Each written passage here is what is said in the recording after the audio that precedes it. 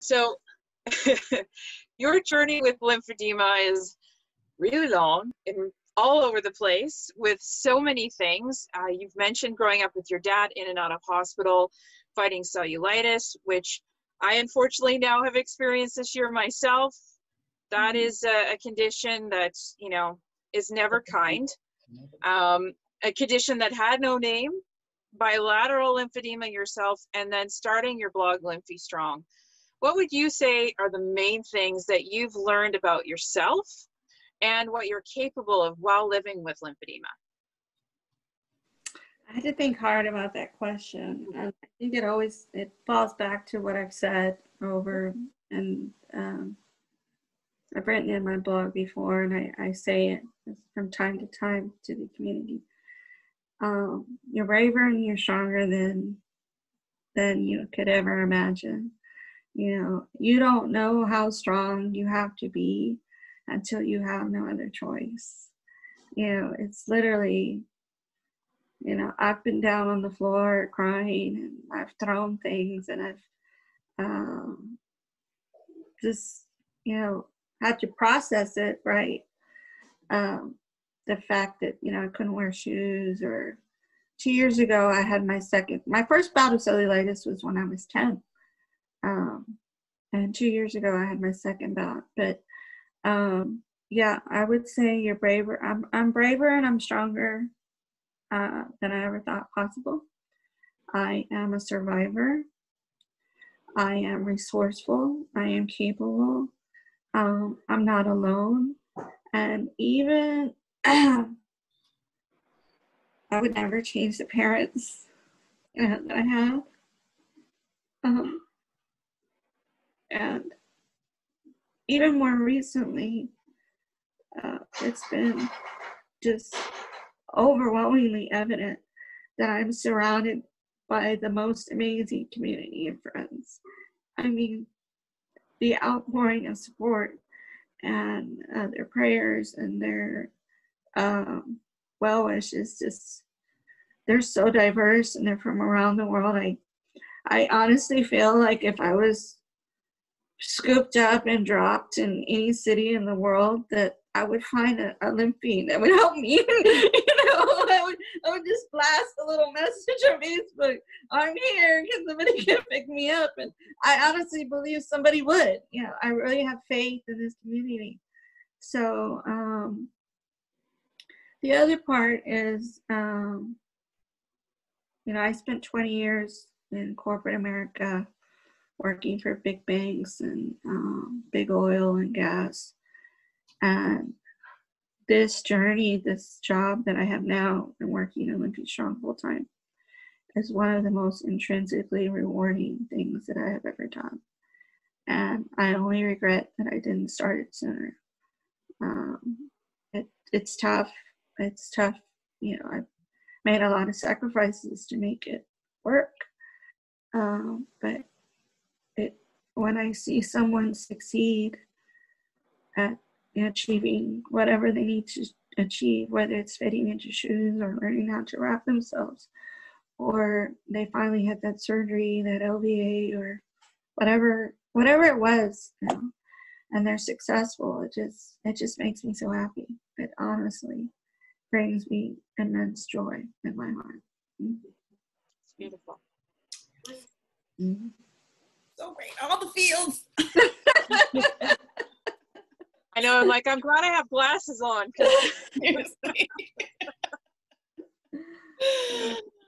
Goodness. All in my feels. Well, I have waterproof here.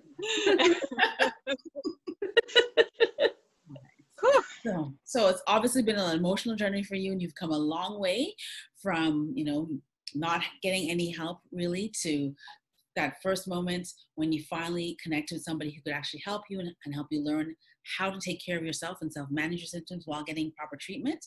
So what is next for you as far as your treatment journey and anything else you want to accomplish in life? Well, as far as my own treatment, I'm ready to go back to CDT as soon as I can. I need to. It's been 2 years since my last CDT. last year at the National Lymphedema Network conference. I was a speaker on the Lymphy Strong Running and Fitness Club, and that's where I had the opportunity to meet Dr. Wei Chin. And he had just joined my group, I don't know, maybe a month or two prior. And he said, Vern, do you know anybody that would want to have an ICG done live in front of the conference? And I said, yeah, me. He said, what? I said, me, I'll do it. I'll be a guinea pig. And, or I volunteer myself. And he's, are you sure?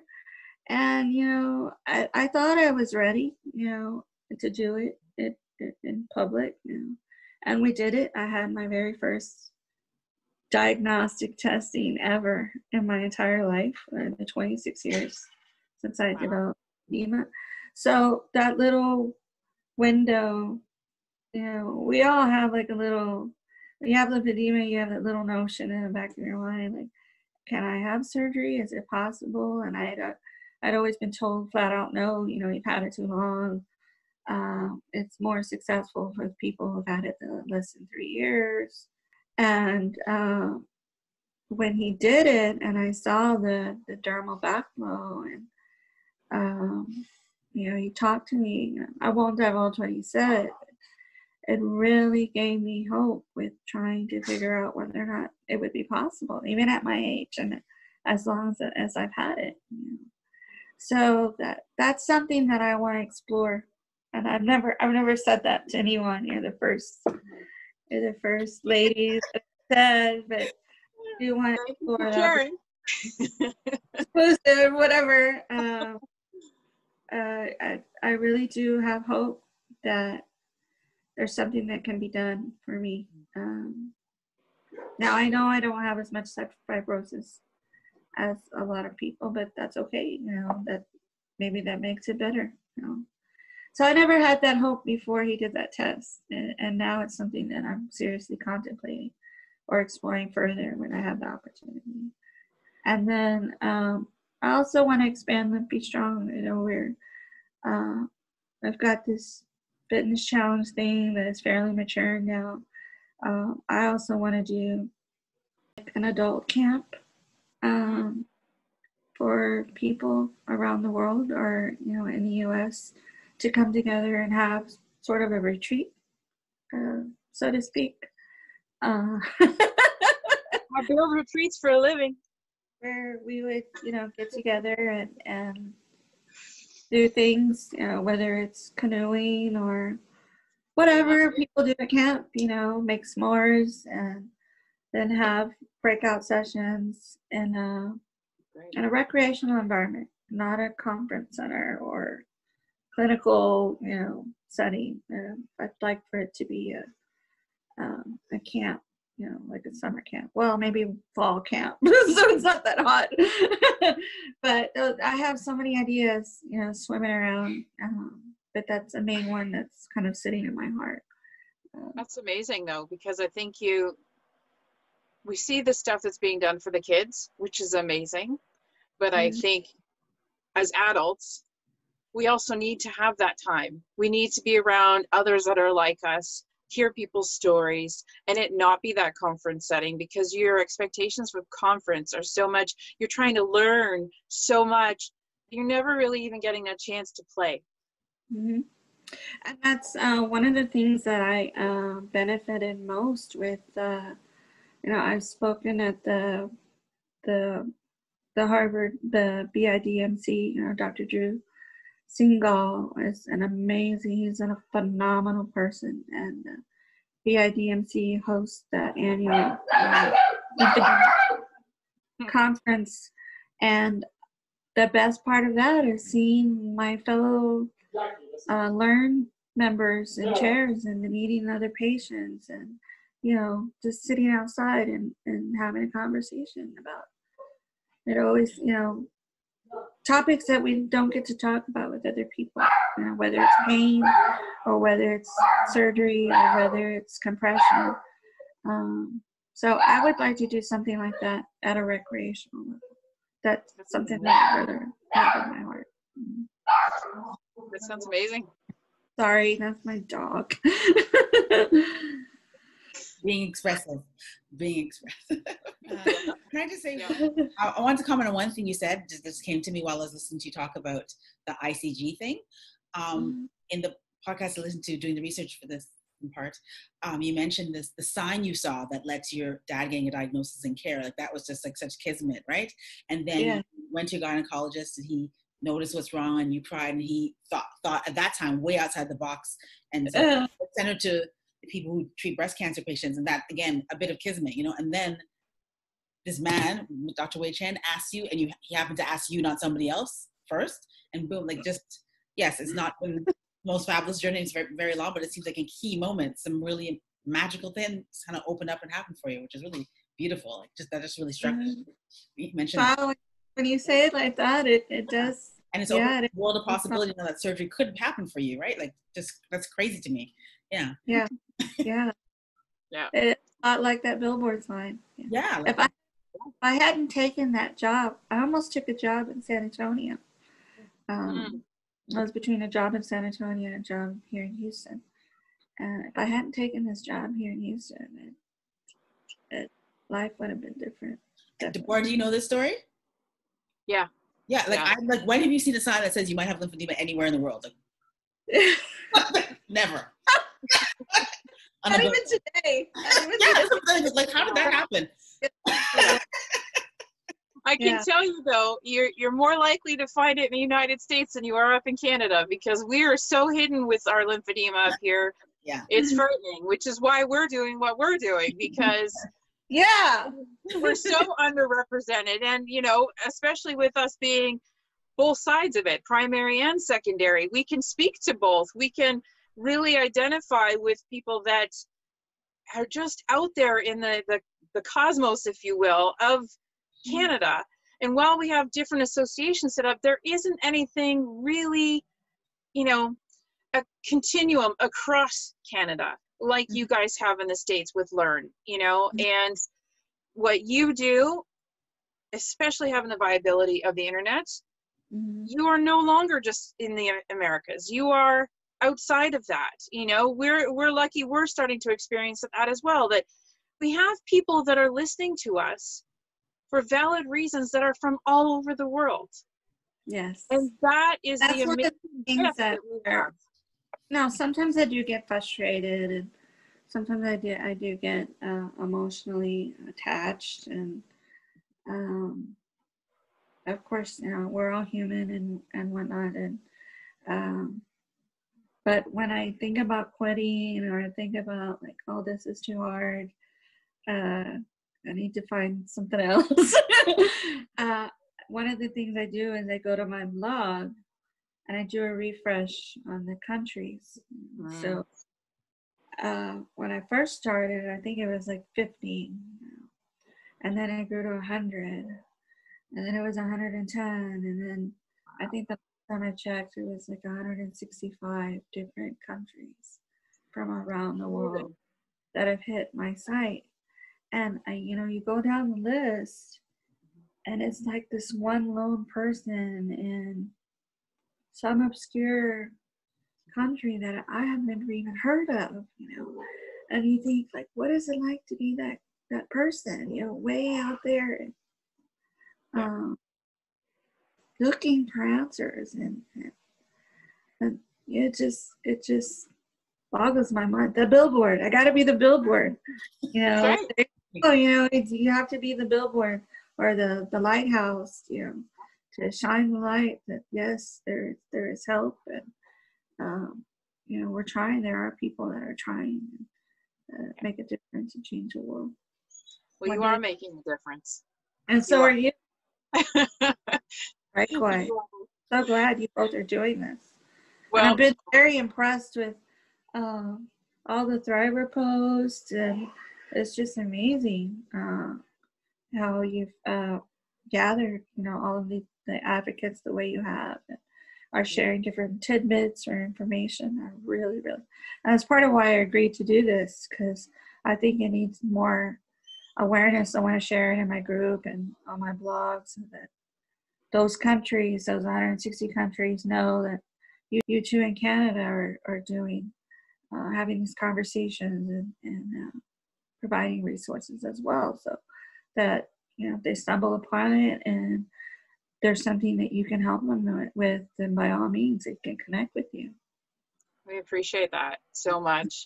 I think, you know, when we first started this, we always say, like, we met by happenstance, right? Oh, you did? Going to get eyeglasses and get an eye check, and here we are now, right? And I think it's one of those things that there is a purpose to that. And I always think that there are purposeful meetings and in conversations that we have. And, you know, I knew about Lymphy Strong before we started this. So you were already locked in my head, because I'm very proactive, but I know there's lots of people that aren't. So you've alluded to Lymphy Strong and that you've got tons of great information there. Can you share a bit about the blog and the support groups that you've got, and what somebody who's absolutely new might find once they join a Facebook group or sign up for the newsletter? What will they get? What will they expect once they've joined?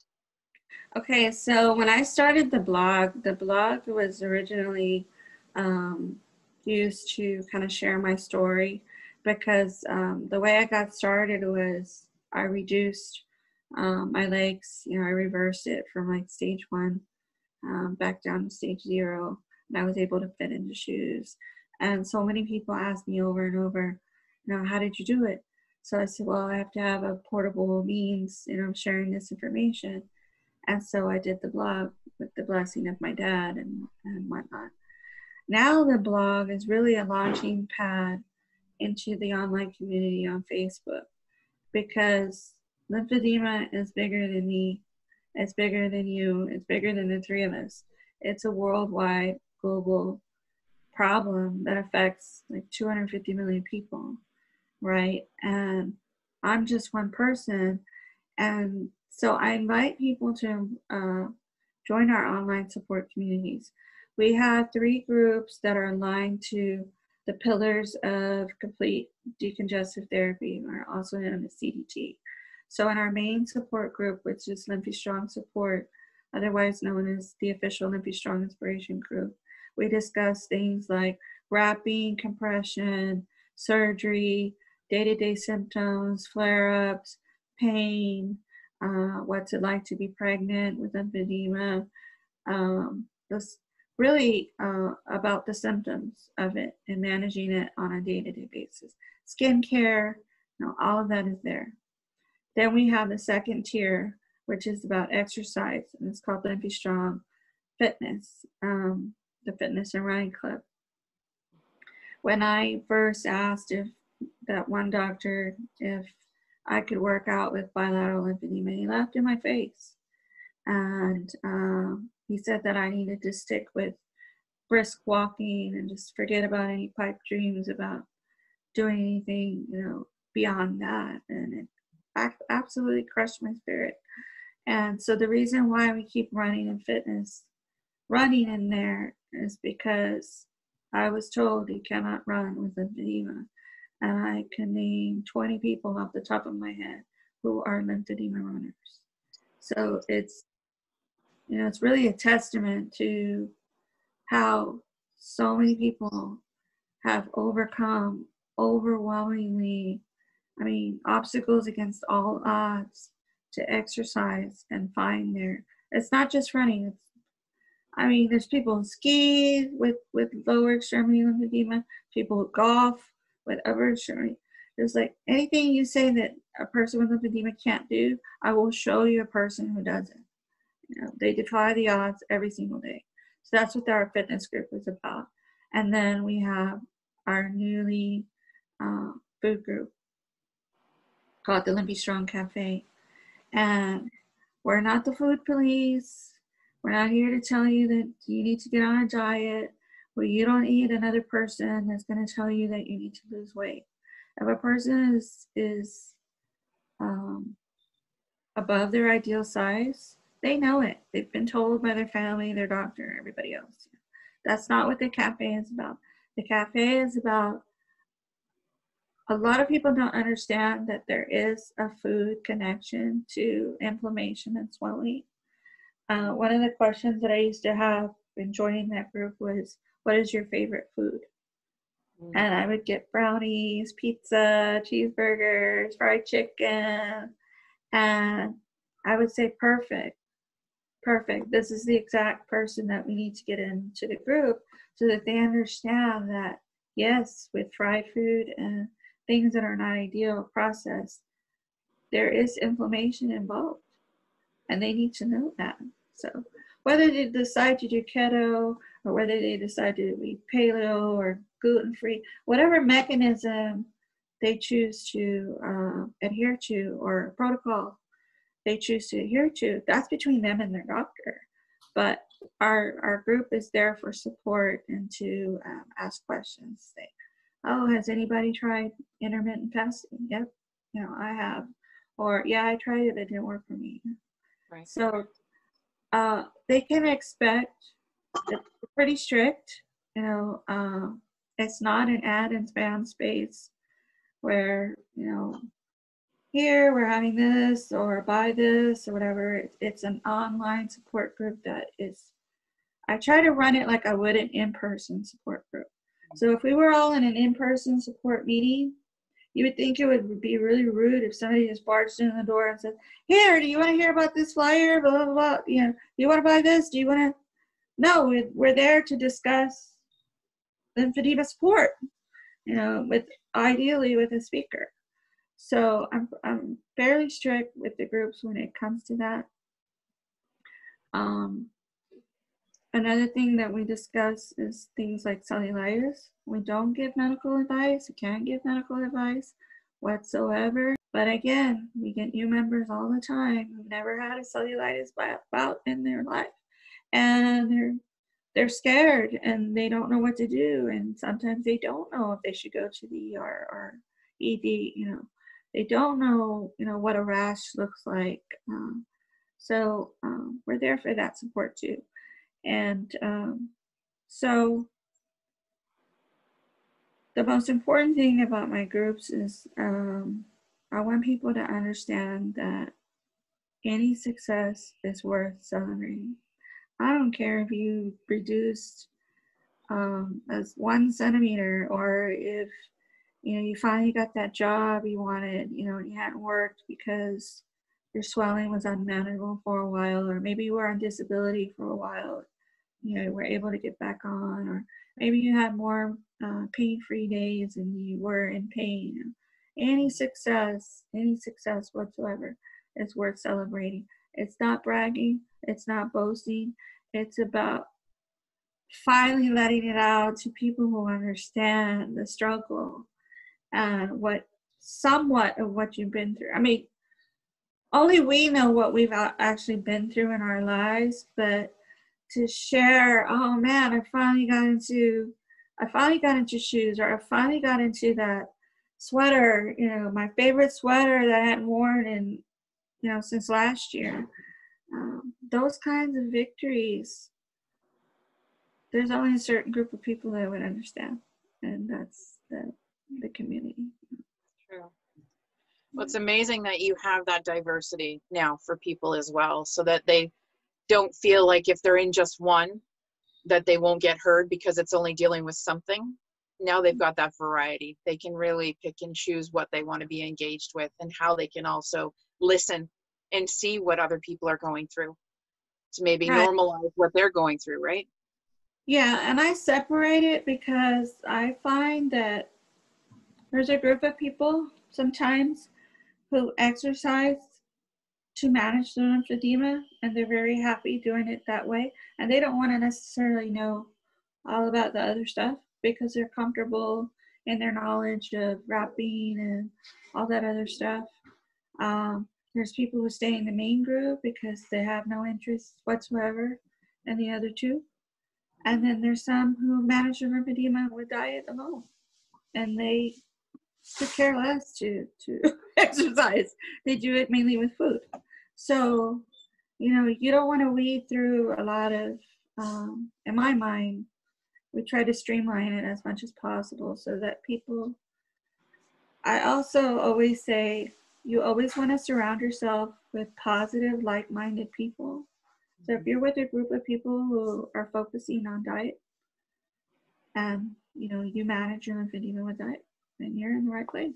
You don't have to join those other two groups if you don't want to. Yeah. Right. Thank you so much for your time. It was a great interview. All the fields, all the way. Yeah. Wonderful evening. Thank you so much. Both of you are amazing.